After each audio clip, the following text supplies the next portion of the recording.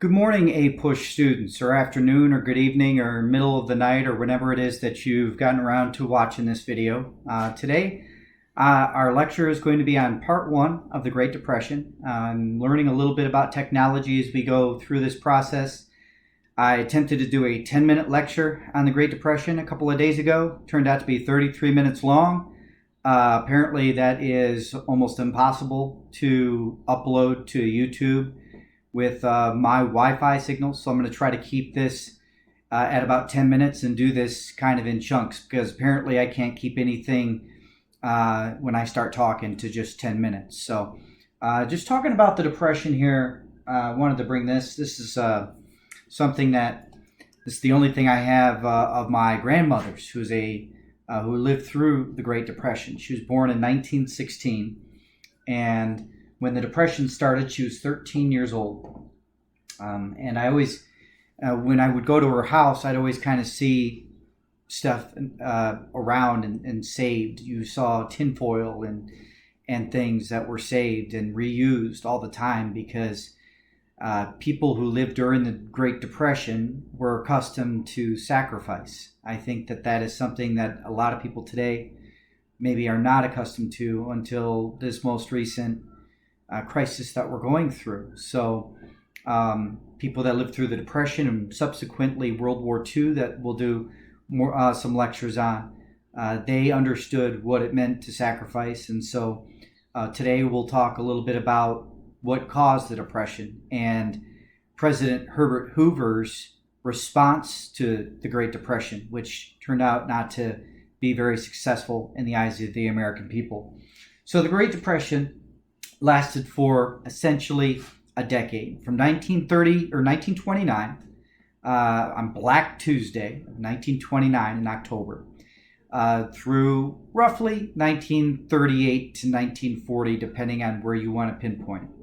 I tend to pinpoint it more towards the 1938-39 area, because that's when the United States started to build up its forces in the anticipation of World War II. So that's gonna cause the United States to be a little bit more prepared. That's gonna cause people to go back to work in factories, and building up the military often does is the quickest way to snap any country out of an economic collapse. So poor Herbert Hoover is blamed for the Depression. Understand that Hoover had been president for less than a year when the Depression took hold, and it's who's in office at the time that people tend to blame. And then when you respond to it the way that Hoover did, it didn't go over very well with the American people in general. FDR and the New Deal is what people are going to perceive as being the savior. And so when I talked to my grandmother before she passed away, I was still in college. And I asked her, because she was 86 years old when she died. And so she'd be 104 today. Well, next month she'd be 104. But before she passed away, and I was still in college, and I was able to go and visit her at her house, and I asked her, Grandma, who do you think was the greatest president that you during your lifetime? And without hesitation, she said President Roosevelt was the very best. There wasn't even a thought behind it, because people that lived during the Depression, most people that lived during the Depression, unless there was some sort of fiscal conservative millionaire or something, but your regular everyday people, they tended to believe that President Roosevelt was going to save them. And so children of the Depression look back on FDR very fondly. There's going to be some other groups too that we'll talk about that maybe didn't like FDR as much. We'll get to that later. But let's start with talking about the president before FDR and Herbert Hoover. So kind of ironically, before he becomes president, he promises the American people when he's running for president that there'd be a chicken in every pot. In other words, there'd be no starvation. That poverty would be banished from the earth when he was president. Remember, he was running for president during the so-called Coolidge prosperity of the 20s. Things looked pretty good overall for the American economy. So he kind of felt like he was going to build upon that as president. But Coolidge prosperity itself was deceptive. And there were a lot of underlying issues in the 1920s that are going to cause the Great Depression to start in 1929. So when the Great Depression starts after Black Tuesday in October of 1929, Herbert Hoover had a series of responses.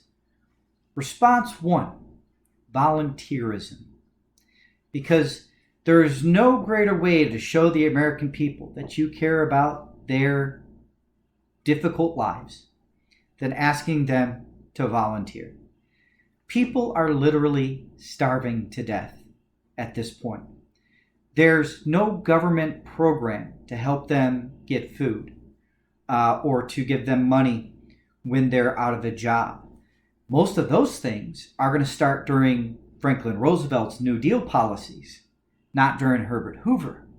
So he's telling people to volunteer. That's just not going to cut it for the average American that is more concerned about feeding their family or feeding themselves.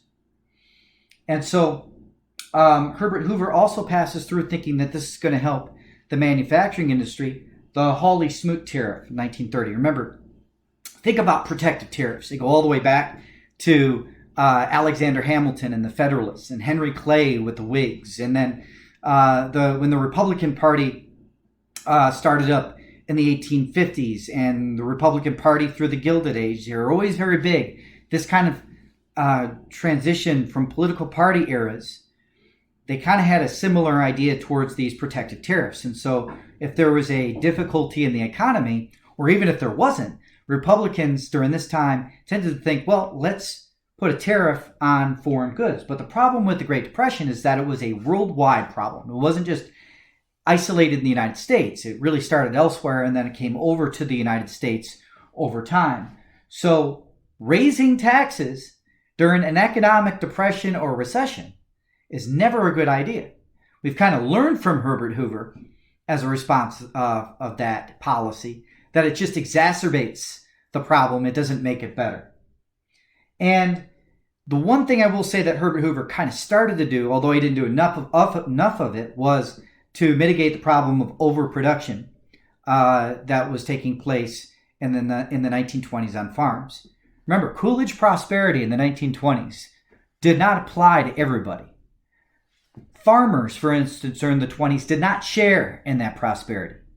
This was something that is going to just continue during the 1930s and the Depression. Farmers are going to even be more hit harder with this, and it's going to be a 55% drop in farm good prices. More farms are going to go out of business, and so at least we start to see the beginnings of the federal government starting to worry about this overproduction on farms and trying to fix that issue. But it's going to really be aided more during the New Deal policies. How great was the Depression? It's called the Great Depression. You know, in past depressions, we've kind of called them panics. Now, suddenly, we have the Great Depression starting in 1929. Well, stock market fell by 90%. So if you had, $100 in the stock market, you're left with $10. It's not good. Prices fell by 25%. That sounds like a good thing, but when prices fall, that means demand is down. That means people can't afford goods. So you might see prices right now at the gas pumps during our current crisis go down, but that's a result of people not being able to either A, afford gas or not need gas. That's going to hurt other things. When prices go up, a lot of times that's a sign of a stronger economy. When prices drop, it's usually a bad sign. Unemployment and underemployment, although we don't have all the statistics with underemployment, we can say pretty confidently that if you add unemployment to underemployment, you're probably talking about half of the country was in one of those two categories. We know that about 25% were unemployed. They didn't really take statistics on underemployment because you didn't have people filing with the government for unemployment checks back then, because that did not exist. So we're more or less putting those numbers together based off of kind of the standard of living and people losing their homes and things like that. They're not making as much money as they were, say, in the 1920s. They were underemployed, taking a different job to feed their family, going somewhere else, riding the rails across the country to send money back to wherever their family was, or even walking from some place like in the middle of the country, like Oklahoma, to California, because there's this perception of California, again, having all these jobs, kind of like back during the gold rush days. People would do that, send money back. It's underemployment that if you're going to go work somewhere and make a whole lot less money. GDP, the amount of money the country was bringing in, drops by 50%. 9,000 banks close during this time period. We'll talk more about how that's going to be resolved during FDR's time and during the New Deal and the bank holiday later on. You can imagine if you saw banks closing back then, if your bank closed and you had money in that bank, your money was gone. So you can see that would have a ripple effect of more people rushing to their banks if their bank was still open to take their cash out of that bank, causing maybe more stable banks to also close. Farmers' incomes fell by 55%. If it wasn't bad enough in the 20s, even gets worse during the Great Depression. Investors dropped by 90%. I mean, that's going to tie to the stock market also dropping by 90%. There's just no real new investment initially in the stock market. And because people were out of work, didn't have money, marriage rates would drop, fertility rates would drop, and especially in 1929 and 1930, suicide rates would go up because people were suffering as a result of all of their lost job and lost income. There was a hopelessness that existed during this depression. Public reaction was to blame the president, blame Herbert Hoover. That's why they nicknamed stuff after him.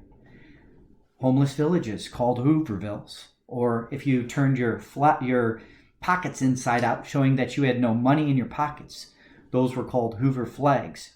And so he was became a punchline. People would have signs saying, "Hard times are hoovering over us." Everything was kind of connected to Herbert Hoover. But problem with President Hoover was that a lot of times he was kind of tone deaf to what the American people wanted. And I think this shows in his proposal of volunteerism, but it also shows in the idea of the bonus march, what happens during the bonus march. So in 1932, a group of World War I veterans who were not due to receive their pensions from their service in World War I until 1945 marched into Washington, D.C.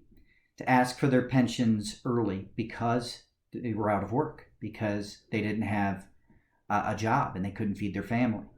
And instead of saying, "Thank you for your service, great heroes of this nation, we're going to give you your pensions early because you've earned it and you're desperate and the country's going through something very dire," President Hoover instead sends in the army led by General Douglas MacArthur with cavalry, infantry, and 6 tanks to stop these American heroes from protesting for their rightful pensions, even though it was 13 years earlier than they were supposed to receive them.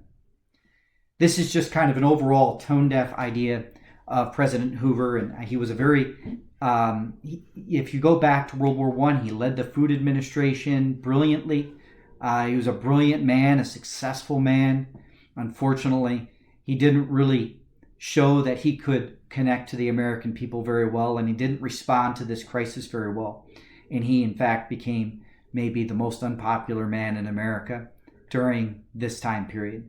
But we would have a new president that's going to come along and offer solutions who would become perhaps one of our most popular presidents of all time. Stay tuned for episode 2 of the Great Depression.